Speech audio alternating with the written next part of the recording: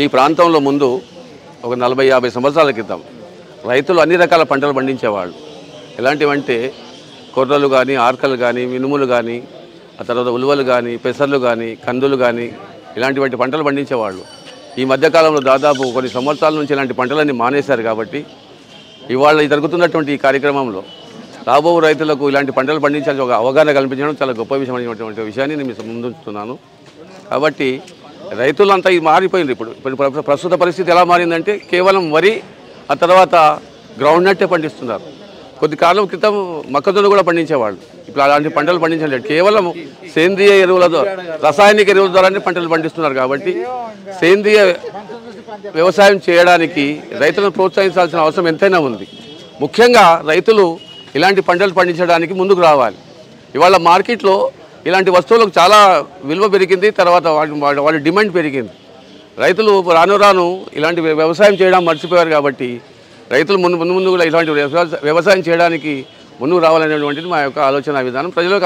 రైతుల యొక్క ఆలోచన విధానాన్ని మార్చాల్సిన అవసరం ఎంతైనా ఉంది. Right, thank you sir.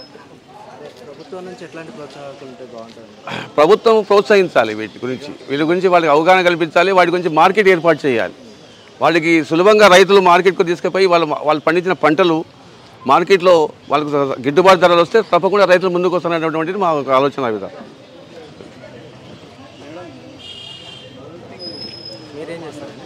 నేను ముందు వ్యవసాయం చేసేవాడిని, ప్రస్తుతం వ్యవసాయం చేయట్లేదు. వ్యవసాయం చేయట్లేదు ఇప్పుడు. ముందు నేను వ్యవసాయదారుని. నేను అన్ని రకాల పంటలు పండించేవాళ్ళం. మేము ఉలువలు పండించేవాళ్ళం, కందులు పండించేవాళ్ళం, పెసలు పండించేవాళ్ళం, ఆర్కలు పండించేవాళ్ళం, కొర్రలు పండించేవాళ్ళం. ఇవన్నీ అన్ని రకాల పంటలు వేసేవాళ్ళం, పండించేవాళ్ళం.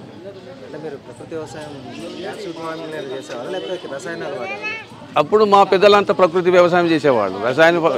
ఈ రసాయనం లేకుండానే పండించేవాళ్ళు. ఆ తర్వాత కాలక్రమంలో వాళ్ళు కూడా మార్పులు వచ్చింది. ఎందుకంటే మార్కెట్లో మంచి ఈల్డ్ వస్తుందని వాళ్ళు కూడా అటువైపు మళ్ళీ జరిగింది. రైతులలో ఇప్పుడు ఇలాంటి పంటలపైన అవగాహన లేదండి. వీళ్ళు ఏమనుకుంటే ఇవన్నీ మనం పండిస్తే వీటికి మనకు గిట్టుబాటు ధర రాదు, వీటి వల్ల ఇది అని అనుకోండి. కానీ ఇవాళ మార్కెట్లో, సమాజంలో రైతులకు కాదు ప్రజలకు అవసరం ఇవే పడుతుంది. ఇవాళ చాలామంది కూడా ఏమంటున్నారంటే ఇవి తినడం వల్లనే మన యొక్క లైఫ్ స్పాన్ పెరుగుతుందని చెప్తున్నారు.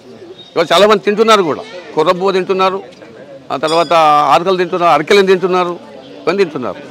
ఇవాళ జొన్నలే పండించట్లేదు రైతులు. చాలామంది రైతులు ఆ జొన్నలు మర్చిపోతున్నారు. కాలక్రమంలో మెల్లమెల్లగా ఇవన్నీ వెనక్కి వెళ్ళిపోతున్నాయి. వ్యవసాయం చాలా గొప్ప విషయం అండి. వ్యవసాయం చేయడంలో తప్పు లేదు.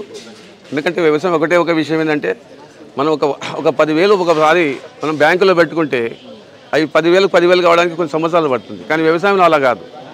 మనం ఒక పంట పండిస్తే మన 10,000 రూపాయలు 10,000 వస్తాయి. కాబట్టి అందరూ కూడా కొత్త తరం వాళ్ళు కూడా వ్యవసాయం వైపు రావాలనేటువంటి మా యొక్క ఆలోచన విధానం.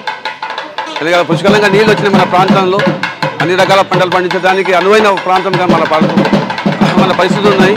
ప్రభుత్వం కూడా ప్రోత్సహిస్తుంది. కాబట్టి రైతులు అలాంటి యువకులు కూడా అలాంటి వైపు రావాలనేది మా యొక్క ఆలోచన విధానం. ఈ ప్రాంతంలో ముందు ఒక 40-50 సంవత్సరాల క్రితం రైతులు అన్ని రకాల పంటలు పండించేవాళ్ళు. ఎలాంటివంటే కొర్రలు కానీ, ఆర్కలు కానీ, మినుములు కానీ, ఆ తర్వాత ఉలువలు కానీ, పెసర్లు కానీ, కందులు కానీ ఇలాంటివంటి పంటలు పండించేవాళ్ళు.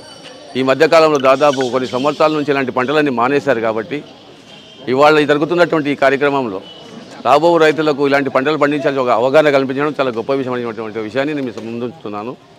కాబట్టి రైతులంతా ఇది మారిపోయింది. ఇప్పుడు ప్రస్తుత పరిస్థితి ఎలా మారిందంటే కేవలం వరి, ఆ తర్వాత గ్రౌండ్ నట్టే పండిస్తున్నారు. కొద్ది కాలం క్రితం మొక్కజొన్న కూడా పండించేవాళ్ళు. ఇప్పుడు అలాంటి పంటలు పండించలేదు. కేవలం సేంద్రియ ఎరువుల ద్వారా, రసాయనిక ఎరువుల ద్వారానే పంటలు పండిస్తున్నారు. కాబట్టి సేంద్రియ వ్యవసాయం చేయడానికి రైతులను ప్రోత్సహించాల్సిన అవసరం ఎంతైనా ఉంది.